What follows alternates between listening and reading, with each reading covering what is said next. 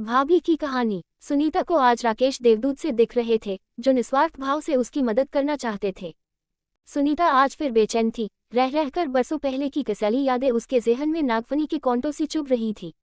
कितना कुछ था मन में जो घुट रहा था, ऐसा लग रहा था कि गहरे समंदर के भीतर फंस गई हो। हाथ पैर मारने का कोई लाभ नहीं हो रहा था, अंतहीन पीड़ा, अनंत मानसिक वेदना। उठकर फ्रिज से निकाल ठंडे पानी को गटगट करके पी गई, मानो हृदय में उठ रही अग्नि को शांत कर देना चाहती हो। बिस्तर पर लेट सोने का उपक्रम करने लगी, लेकिन नींद, वो तो आंखों से कोसों दूर थी। क्रोध, दुख और क्षोभ के भावों की बारी बारी से मस्तिष्क में पुनरावृत्ति हो रही थी। वृश्चिक की भांति 18 साल पुरानी यादें सामने आने लगी। सुनीता ना चाहते हुए भी उन यादों को दोहराने लगी। महज 21 साल की अलहर उम्र में प्रमोद की दुल्हन बनकर ससुराल की दहलीज पर पहला पांव धरा था। चाचा चाची के आंगन को छोड़ असीम सपनों का संसार कल्पना में सहेजे सुनीता लजाती सकुचाती पिया के घर में प्रविष्ट हुई। प्रमोद सरकारी महकमे में अच्छे पद पर थे। भगवान की कृपा से किसी चीज की कमी नहीं थी। प्रमोद की मां का देहावसान हुए तो अरसा बीत चुका था।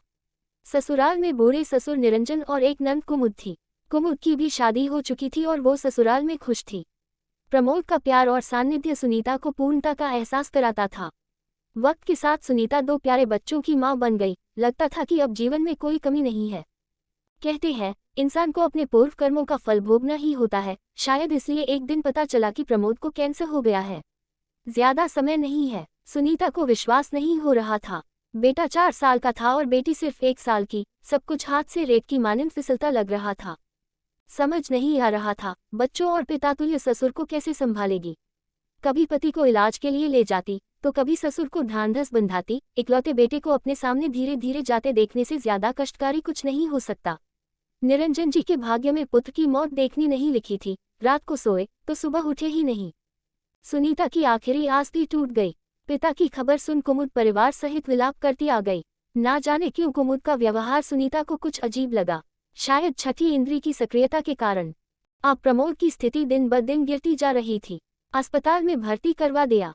कुमुद ज्यादा से ज्यादा समय खुद प्रमोद के साथ रहती। सुनीता को अस्पताल नहीं जाने देती। पति के अंतिम समय में सुनीता उनके साथ रहना चाहती थी, लेकिन उसकी एक ना चलती। उस दिन सुनीता घर में अकेली थी, तभी प्रमोद के सहकर्मी और परम मित्र राकेश आए और उन्होंने जो कुछ भी बताया उसे सुन सुनीता के पैरों तले से जमीन निकल गई। बच्चों का भविष्य अंधकार में दिखने लगा था।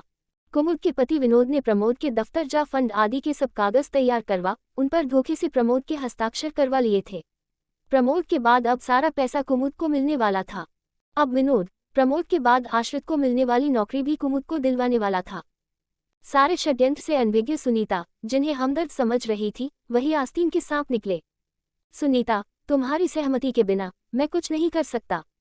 तुम एक प्रार्थना पत्र लिखकर दे दो, बाकी मैं संभाल लूंगा। सुनीता को आज राकेश देवदूत से दिख रहे थे, जो निस्वार्थ भाव से उसकी मदद करना चाहते थे। राकेश ने प्रार्थना पत्र लगा, कार्यवाही रुकवा दी। कुमुद और विनोद ने घर आकर बहुत हंगामा किया। सुनीता चुपचाप उनके तानों को सुनती सोच रही थी कि क्या सच में पैसे और नौकरी के लिए कोई बहन अपने मासूम भतीजे भतीजी के मुंह का निवाला छीन सकती है। कुमुद, अब इस घर में तुम्हारे लिए कोई जगह नहीं है। अपना सामान समेटो और निकल जाओ यहाँ से। प्रमोद के जाने के बाद भी कोई नया नाटक रचने यहाँ मत आना। शील स्वभाव की सुनीता नागिन सी फूंकार उठी।